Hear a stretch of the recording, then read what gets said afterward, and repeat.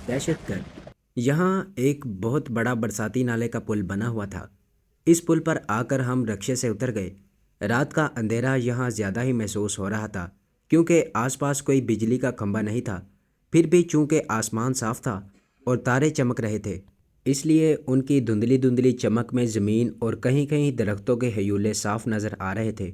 जब रिक्शा हमें वहाँ छोड़कर वापस चला गया तो लड़की इधर उधर देखने लगी। मैंने कहा, मैंने तुम्हारी तजवीज़ पर अमल किया है। हम एक रात और एक दिन यहाँ से दूर जो पहाड़ियाँ नज़र आ रही हैं वहाँ छुपे रहेंगे, क्योंकि सुबह होते ही पुलिस को सीआईडी इंस्पेक्टर की लाश मिल जाएगी और वो कम से कम जम्मू श्रीनगर रोड पर ज़रूर चेकिंग शुरू कर देगी। मैंने उसे ये बिल्कुल ना बताया कि अखबारों में मेरी तस्वीर भी छप चुकी है और पुलिस पहले से मेरे पीछे लगी हुई है। लड़की दलेर थी। कहने लगी, तुम मुझे जहाँ ले जाओगे मैं चली जाऊँगी, लेकिन खुदा के वास्ते मुझे पाकिस्तान ज़रूर पहुँचा देना। मरने के बाद मेरी रूह भी तुम्हें दुआएं देती रहेगी। अचानक मेरे जहन में एक ख्याल बिजली की तरह चमक गया। उस लड़की को अगर पाकिस्तान ही पहुँचाना था तो मुझे श्रीनगर जाकर उसको मुजाहिदीन के ज़रिए बॉर्डर क्रॉस कराने की बजाय मैं उसे यहाँ से जम्मू की पहाड़ियों से बॉर्डर क्रॉस करा के पाकिस्तान ले जा सकता था। अगरचे मैं ऐसा गैर कानूनी इकदाम नहीं करना चाहता था, लेकिन ये एक मुसलमान लड़की की ज़िंदगी और मौत का सवाल था। अगर आप इससे रिलेटेड मज़ीद वीडियोस देखना चाहते हैं तो हमारे चैनल को सब्सक्राइब करें और बेल आइकन को दबाकर ऑल नोटिफिकेशन ऑन कर लें ताकि हमारी तमाम आने वाली वीडियोस आप तक बआसानी पहुंच सकें। इस ख्याल के साथ ही जैसे मेरा आधा बोझ हल्का हो गया, मैंने उसी वक्त फ़ैसला कर लिया कि बजाय पहाड़ियों में रूपोश होने के मैं इन पहाड़ियों के दरमियान से होकर पाकिस्तान के बॉर्डर तक पहुंचने की कोशिश करूंगा। उसके बाद मेरा वो फ़र्ज़ पूरा हो जाएगा जो मुझ पर लड़की की तरफ से आयद होता था और जिसकी उसकी बदनसीब मगविया माँ ने उसको कसम दिलाई थी। मैंने लड़की को अपना फ़ैसला ना बताया और उसको साथ लेकर बरसाती नाले के साथ साथ दूर नज़र आने वाली पहाड़ियों के हयूलों की तरफ चल पड़ा। नाले की दीवार ऊंची थी और उसमें पानी नज़र नहीं आ रहा था। कोई 1 मील तक नाले पर चलने के बाद छोटे छोटे छतरी नुमा दरख्तों के झुंड आ गए। मैंने लड़की से पूछा कि वो थक तो नहीं गई। लड़की ने कहा, बिल्कुल नहीं थकी भाईजान। जब वो मुझे भाईजान कहती तो मुझे अच्छी भी लगती और मुझे अपनी शहीद बहन कलसूम याद आ जाती और मेरे अंदर यह जज्बा ज़्यादा शिद्दत इख्तियार कर लेता कि मुझे उस लड़की को पाकिस्तान ज़रूर पहुंचाना है। मैंने उससे पूछा कि तुम पाकिस्तान तो जा रही हो, मगर वहाँ तुम्हारा कौन है जिसके पास जाओगी? ये सवाल मेरे जहन में कई बार पैदा हुआ था। लड़की कहने लगी, मेरी माँ ने बताया था कि पाकिस्तान में गुजरात शहर के करीब एक गांव है। लड़की ने मुझे गांव का नाम बताया जो मैं यहाँ कसदन नहीं बताऊंगा। माँ ने कहा था कि इस गांव में उसके रिश्तेदार रहते हैं। तुम पाकिस्तान पहुंचकर सीधे उनके पास चली जाना। वो लोग तुम्हें अपने पास रख लेंगे और तुम्हारी अपने अजीज़ों में शादी कर देंगे। लड़की ने मुझे अपनी वालदा के रिश्तेदारों के नाम भी बताए। मैं सोचने लगा कि क्या वो लोग इस लड़की को कबूल कर लेंगे। ये बड़ा नाजुक मसला था। हो सकता है वो इस लड़की को अपने पास रखने से इनकार कर दें। ऐसी सूरत में लड़की का मुस्तकबिल क्या होगा? वो कहाँ जाएगी? रात गहरी हो गई थी। हम जम्मू शहर से बहुत दूर निकल आए थे। जम्मू शहर की रोशनियां अब पीछे देखने से दिखाई नहीं देती थीं। मैदान ख़त्म हुआ तो ऊंचा नीचा नीम पहाड़ी इलाका शुरू हो गया। आसपास छोटे छोटे टीले टब्बे थे जिन पर अंधेरा छाया हुआ था। मैंने महसूस किया कि लड़की थक गई है। वो आहिस्ता आहिस्ता चल रही थी। मैं रुक गया। मेरा ख्याल है हमें रात बसर करने के लिए कोई जगह तलाश करनी चाहिए। लड़की बैठ गई। वो वाकई थक गई थी। मैं भी बैठ गया। सीआईडी इंस्पेक्टर का पिस्तौल मेरी जेब में ही था। करीब ही एक टीला था। मैंने लड़की से कहा, हम वहाँ चलकर कोई जगह देखते हैं। टीले के दामन में झाड़ियाँ नहीं उगी हुई थीं। उनकी बजाय वहाँ बड़ी बड़ी पथरीली सिलें आड़ी तिरछी पड़ी हुई थीं। चलने से सर्दी का एहसास कम हो गया था, मगर उन सिलों पर कुछ देर बैठने से सर्दी महसूस होने लगी। शबनम भी गिर रही थी। मुझे लड़की का ज़्यादा ख्याल था। मैं तो सर्द गर्म का आदी था। मैं उठकर टीले के पीछे गया तो वहाँ दरख्तों के नीचे एक चबूतरा सा बना हुआ था। खुदा जाने ये किस मकसद के लिए इस वीराने में बनाया गया था। मैंने लड़की को वहाँ बुलाया और कहा, इससे अच्छी जगह यहाँ नहीं मिल सकती, यहीं सो जाते हैं। लड़की ने कोई जवाब ना दिया और चबूतरे के फर्श पर अपने आप को चादर में लपेट कर लेट गई। मैं दूसरी तरफ बाजू का सरहाना बनाकर लेट गया। लड़की बेहद थकी हुई थी। कुछ देर बाद मुझे उसके हल्के हल्के खराटों की आवाज़ आई। वो सो गई थी। میرا خیال تھا کہ مجھے نیند نہیں آئے گی، لیکن مجھ پر بھی غنودگی طاری ہونے لگی۔ پھر میں بھی سو گیا تھا۔ میری آنکھ کھلی تو درختوں میں سے دھوپ چن چن کر میرے اوپر آ رہی تھی۔ میں جلدی سے اٹھ کر بیٹھ گیا۔ دیکھا کہ لڑکی اسی طرح چادر میں لپٹے سو رہی تھی۔ میں نے ارد گرد دیکھا۔ یہ علاقہ میدانی بھی تھا اور چھوٹے چھوٹے ٹیلے بھی نظر آ رہے تھے۔ ٹیلوں پر زیادہ درخت نہیں تھے۔ میں چبوترے سے اتر کر کچھ دور گیا تو مجھے ایک چھوٹی سی نہر بہتی نظر آئی۔ اس کا پانی پنجاب کے میدانی علاقوں کی نہروں جیسا گدلا نہیں تھا، بلکہ صاف تھا۔ میں نے منہ ہاتھ دھویا، پانی پیا اور واپس چبوترے پر آیا تو لڑکی جاگ چکی تھی۔ میں نے اسے کہا، یہاں پیچھے ندی بہتی ہے، تم بھی وہاں جا کر منہ ہاتھ دھوآؤ۔ میری جیبوں میں ابھی بنے ہوئے دانے پڑے ہوئے ہیں، اسی کا ناشتہ کریں گے۔ لڑکی ندی کی طرف چلی گئی۔ میں نے جیب سے ساری بنی ہوئی جوار نکال کر رومال میں ڈالی اور اسے فرش پر رکھ دیا۔ پھر پستول نکال کر اس کو غور سے دیکھا۔ یہ پولیس والوں کا مخصوص پرانی ٹائپ کا پستول تھا، جس کا ٹریگر کھٹکا دبانے سے بند ہو جاتا تھا۔ میں نے دیکھا کہ پستول کا کھٹکا نہیں لگا ہوا تھا۔ وہ ہندو CID انسپکٹر واقعی مجھے گولی مار کر ہلاک کر سکتا تھا۔ مجھے یہ بھی خیال آیا کہ خدا کا شکر ہے میں جیب میں ہاتھ ڈال کر جب چل رہا تھا کہ میرا ہاتھ یوں ہی ٹریگر پر نہیں پڑ گیا تھا، ورنہ پستول میری جیب کے اندر ہی چل جاتا۔ میں نے فوراً ٹریگر کا کھٹکا لگا دیا۔ اس کے چیمبر میں 7 گولیاں بڑی ہوئی تھیں۔ میں نے پستول دوبارہ جیب میں رکھ لیا۔ میری نگاہیں مغرب کی جانب نظر آنے والی پہاڑیوں پر جمی ہوئی تھیں۔ یہ پہاڑیاں مجھے یاد تھیں۔ ہندو تخریب کاروں کا لیڈر پاکستان کے بارڈر پر جانے کے لیے ہمیں انہی پہاڑیوں میں سے لے کر گزرا تھا۔ ان پہاڑیوں کے پیچھے پاکستان کی سرزمین تھی۔ اتنی دیر میں لڑکی منہ ہاتھ دھو کر آ گئی۔ ہم نے چبوترے پر بیٹھ کر بنی ہوئی جوار کھا کر بھوک مٹائی۔ لڑکی پوچھنے لگی، یہاں سے پاکستان کتنی دور ہے بھائی؟ میں نے مغرب کی طرف اشارہ کر کے کہا، یوں سمجھ لو کہ ان پہاڑیوں کے پیچھے پاکستان ہے۔ لڑکی نے پر اشتیاق نگاہوں سے دور پہاڑیوں کی طرف دیکھا اور گہرا سانس بھر کر بولی، ویر جی کیا سچ مچ میں اپنے مسلمان بھائیوں کے ملک پاکستان پہنچ جاؤں گی؟ میں نے کہا، اللہ کو منظور ہوا تو ضرور پہنچ جاؤ گی۔ وہ بولی، آپ بے شک مجھے پاکستان کا بارڈر پار کروا کر واپس آ جانا۔ پاکستان پہنچ کر میں اپنی ماں کے رشتہ داروں کے گاؤں میں پہنچ جاؤں گی۔ وہاں کوئی نہ کوئی میرا مسلمان بھائی مجھے وہاں پہنچا دے گا۔ مگر میں لڑکی کو پاکستان میں داخل ہو کر اس کے رشتہ داروں کے پاس خود لے کر جانے کا فیصلہ کر چکا تھا۔ مجھے ڈر تھا کہ لڑکی پاکستان میں غلط قسم کے آدمیوں کے ہتھے نہ چڑھ جائے۔ لڑکی نے مجھے بھائی کہا تھا، اب میری ذمہ داری بنتی تھی کہ میں اس کی عزت آبرو کی حفاظت کروں اور اسے خود ان کے عزیزوں کے پاس چھوڑ کر آؤں۔ میں نے سوچا تھا کہ اسی بہانے میں اپنے والد صاحب کی قبر پر فاتح بھی پڑھ لوں گا اور ان کی روح کو مخاطب کر کے کہوں گا کہ میں نے ان کی وصیت پر پورا عمل کیا ہے۔ کشمیر ابھی آزاد نہیں ہوا۔ بھارتی فوج اور بھارتی حکومت کشمیریوں پر ظلم کر رہی ہے، مگر ہمارا جہاد بھی جاری ہے، اور یہ جنگ، یہ مقدس جہاد اس وقت تک جاری رہے گا جب کہ کشمیر کا بچہ بچہ حق خود ارادیت حاصل کر کے بھارتی غلامی کی زنجیروں کو توڑ نہیں دیتا۔ میں نے لڑکی سے پوچھا، تم پہلی بار پاکستان جا رہی ہو، تمہیں وہاں کچھ پتہ نہیں لگے گا۔ میں خود تمہارے ساتھ بارڈر کراس کر کے پاکستان جاؤں گا اور تمہیں تمہارے رشتہ داروں کے حوالے کر کر واپس کشمیر آ جاؤں گا۔ لڑکی کہنے لگی، بارڈر پر تو فوج ہوگی، ہم بارڈر کے پار کیسے جائیں گے؟ میرا چاچا چوہڑ سنگھ بارڈر پر سمگلنگ کا دھندا کرتا تھا۔ وہ میرے باپو کو کہا کرتا تھا کہ انڈیا کا بارڈر تو ہم دے دلا کر پار کر لیتے ہیں، مگر پاکستان کا بارڈر پار کرنا بہت زیادہ مشکل ہے۔ وہاں کوئی رشوت نہیں چلتی اور ہمیں آدھی آدھی راتوں کو اندھیرے میں دریا پار جانا پڑتا ہے، اور بارڈر فورس کی فائرنگ سے ہمارے کئی آدمی مارے بھی جا چکے ہیں۔ پھر ہم کیسے بارڈر پار کریں گے؟ لڑکی بالکل ٹھیک کہہ رہی تھی۔ پاکستان کا بارڈر غیر قانونی طور پر کراس کرنا بہت زیادہ مشکل تھا، مگر میرے پاس کوئی دوسرا چارہ نہیں تھا۔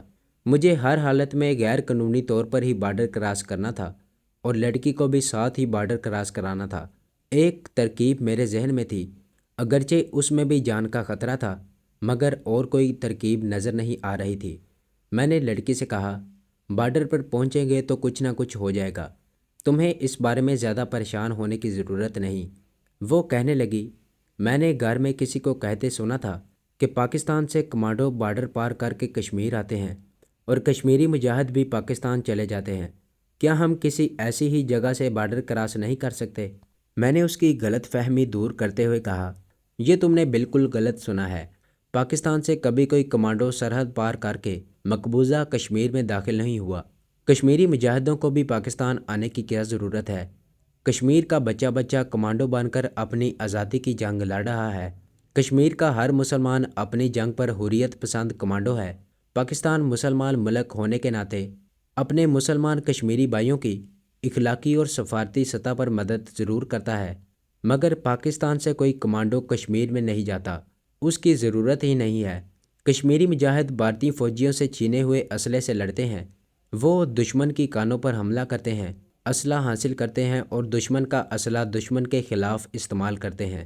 لڑکی کی سمجھ میں یہ بات آ گئی تھی، پھر کہنے لگی دونوں طرف سمگلر بھی تو بارڈر کراس کرتے ہیں، ہم کسی سمگلر کی مدد سے بارڈر کراس نہیں کر سکتے۔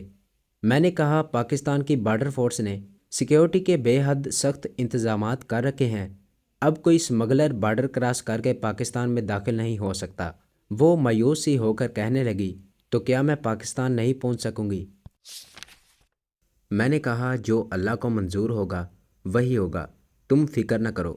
میرے دل میں یہ تجویز بھی آئی تھی کہ انڈیا کا بارڈر کراس کرنے کے بعد میں اپنے آپ کو لڑکی سمیت پاکستانی بارڈر فورس یعنی پاکستانی رینجرز کے حوالے کر دوں گا اور ان سے کہوں گا کہ میں ویزا لے کر انڈیا گیا تھا، وہاں 1-2 دن زیادہ ٹھہر گیا، پولیس نے مجھے جاسوس سمجھ کر پکڑ لیا، میرا پاسپورٹ بھی چھین کر غائب کر دیا، مجھ پر بے پناہ تشدد کیا گیا اور جیل میں ڈال دیا۔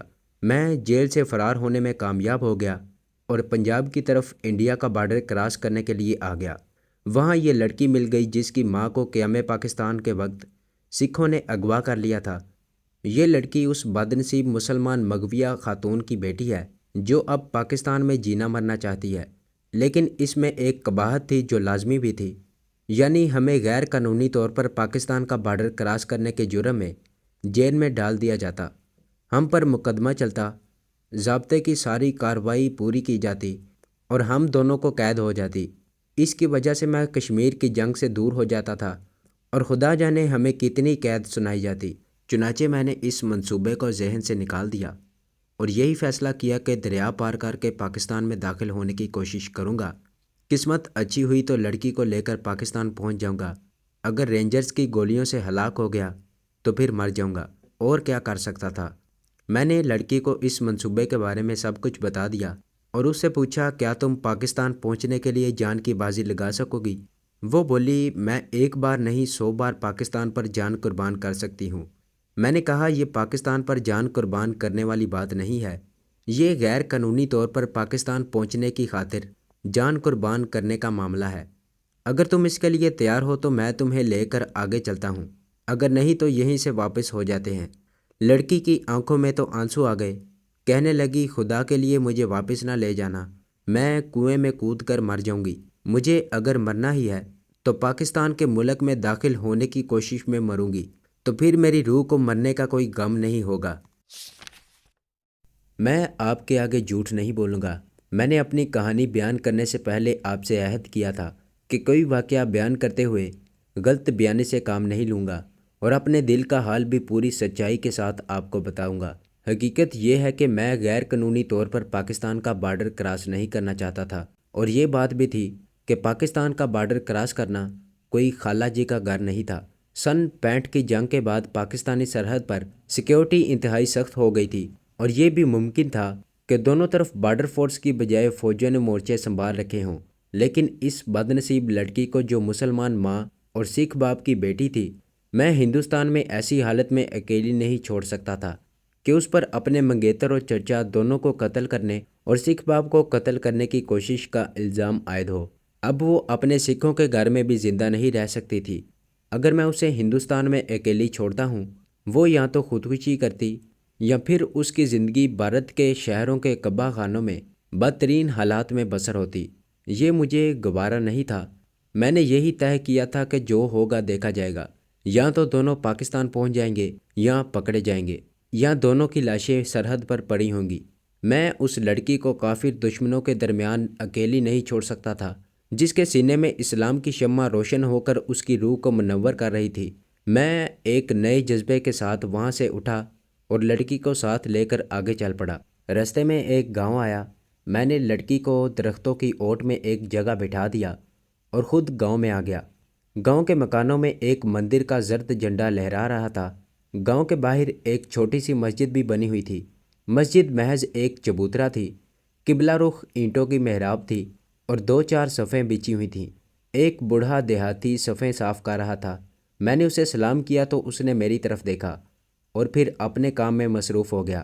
میں نے کہا، جناب میں مسلمان ہوں، بھوک لگی ہے، کچھ کھانے کو مل جائے گا؟ وہ بولا، گاؤں کے پیچھے جاؤ، وہاں مسلمانوں کا تندور ہے، وہاں دال روٹی مل جائے گی۔ میں پیچھے چلا گیا۔ ایک چھوٹی سی کوٹری کے باہر تندور لگا تھا۔ ایک بوڑھی عورت روٹیاں لگا رہی تھی۔ 2 مزدور قسم کے آدمی ایک طرف بیٹھے دال روٹی کھا رہے تھے۔ میں نے عورت سے 6 روٹیاں لیں۔ دال ماش کی تھی جو سخت تھی۔ میں نے ہر روٹی پر تھوڑی تھوڑی دال ڈلوائی، اسے پیسے دیے اور روٹیاں لے کر لڑکی کے پاس آ گیا۔ میں نے کہا، دال روٹی مل گئی ہے، کچھ کھا لیتے ہیں، کچھ ساتھ رکھ لیتے ہیں، آگے کام آئیں گی۔ تندور کی روٹی اور دال بڑے مزے سے ہم دونوں نے کھائی اور وہاں سے چل پڑے۔ آگے ایک پہاڑی نالا مل گیا، وہاں سے پانی پیا، تھوڑی دیر آرام کیا اور دوبارہ سفر شروع کر دیا۔ ہم اب تھوڑا تھوڑا چلتے تھے اور آرام بھی کر لیتے تھے۔ رات ہو گئی۔ یہ رات ہم نے ایک پہاڑی کے نیچے بنے ہوئے چھوٹے سے غار میں گزاری۔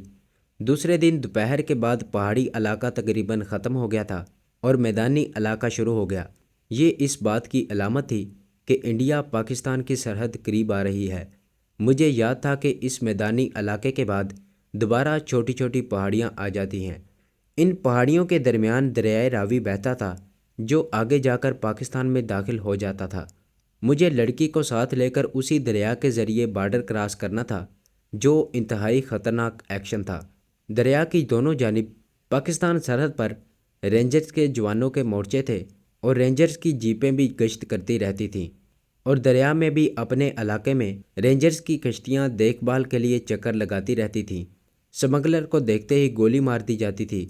اس قسم کی سیکیورٹی کے انتظامات سے بچ کے نکلنا بڑا مشکل کام تھا، خاص طور پر ایک عورت بھی ساتھ ہو جو نہ تیر سکتی تھی اور نہ ہی میری طرح اپنا بچاؤ کر سکتی تھی۔ میں آپ کو یہ نہیں بتاؤں گا کہ ہم پاکستان کیسے پہنچے، بس اتنا ہی بتانا کافی ہے کہ میں لڑکی کو لے کر پاکستان کی سرحد میں داخل ہو گیا۔ جب میں نے لڑکی کو بتایا کہ ہم پاکستان پہنچ چکے ہیں تو وہ فوراً رک گئی۔ مجھ سے پوچھا، کعبہ کس طرف ہے؟ میں نے اسے کعبے کی سمت بتائی تو وہ وہیں سجدے میں گر پڑی اور سجدے میں گری ہوئی رونے لگی۔ میں نے اسے بالکل نہ اٹھایا۔ وہ رو رو کر خدا کا شکر ادا کر رہی تھی اور اپنی ماں کو یاد کر کے کہہ رہی تھی، ماں میں اسلام کے ملک پاکستان میں آ گئی ہوں، ماں میں پاکستان پہنچ گئی ہوں۔ رونے سے جب اس کے دل کا غبار ہلکا ہوا تو وہ اٹھ کر کھڑی ہوئی اور چادر سے آنکھیں صاف کرتے ہوئے کبھی آسمان کو اور کبھی ارد گرد پھیلے ہوئے اور نومبر کے دن کی دھوپ میں چمکتے ہوئے کھیتوں اور درختوں کو دیکھتی اور خدا کا شکر ادا کرتی۔ پھر اس نے میرا ہاتھ اپنے ہاتھ میں تھام کر چوم لیا، آنکھوں سے لگایا اور بولی، میرے پیارے بھائی، تم نے میرے لیے وہ کام کیا ہے جو شاید میرا سگا بھائی ہوتا تو وہ بھی نہ کر سکتا۔ اس کی آنکھوں میں آنسوؤں کی جری لگ گئی۔ میں نے اس کے سر پر ہاتھ رکھتے ہوئے کہا، میری بہن، میں نے جو کچھ کیا ہے ایک مسلمان بھائی کا فرض سمجھ کر کیا ہے۔ چلو اب میں تمہیں تمہارے عزیزوں کے گھر لے چلوں۔ وہ آنسو پونچھتی خوشی خوشی میرے ساتھ چل پڑی۔ میرے دل کو ایک ہی دھڑکا لگا ہوا تھا کہ اگر اس لڑکی کے رشتہ داروں نے، جو اصل میں اس کی بدنصیب ماں کے رشتہ دار تھے، اسے قبول کرنے سے انکار کر دیا تو پھر کیا ہوگا؟ اس لڑکی کا تو پھر کوئی ٹھکانہ نہیں ہوگا۔ اسے واپس انڈیا لے جانے کا سوال ہی پیدا نہیں ہوتا تھا۔ پاکستان میں خود میرا کوئی عزیز رشتہ دار نہیں تھا کہ جن کے پاس چھوڑ کر کشمیر کے جہاد میں شریک ہونے کے لیے واپس چلا جاتا۔ ایک ہی چھوٹی بہن تھی جو مشرقی پنجاب میں فسادات کے وقت شہید کر دی گئی تھی۔ ماں پہلے ہی مر چکی تھی۔ باپ مجھے آخری وصیت کر کے اس دنیا سے رخصت ہو چکا تھا۔ پاکستان میں کوئی دوست یار بھی نہیں تھا۔ ایسی صورت میں اسے پاکستان کے کسی یتیم خانے یا کسی زنانہ ویلفیئر ادارے کے حوالے بھی نہیں کر سکتا تھا۔ مجھے معلوم تھا کہ وہاں بھی یہ زندہ نہیں رہے گی۔ یہ لڑکی اپنے ساتھ اتنا بڑا المیہ لے کر پاکستان میں داخل ہوئی تھی کہ اگر اسے اس کے رشتہ داروں نے قبول نہ کیا تو یہ خودکشی کر لے گی۔ تو یہ تھی ہماری آج کی ایپیسوڈ۔ امید کرتا ہوں کہ آپ کو یہ کہانی اچھی لگی ہوگی۔ اسے لائک کریں، شیئر کریں اور کمنٹ میں اپنا اظہار خیال ضرور پیش کریں، اور اگر اس چینل کو سبسکرائب نہیں کیا تو اس چینل کو سبسکرائب کریں اور بیل آئکن کو دبا کر آل نوٹیفیکیشن آن کر لیں۔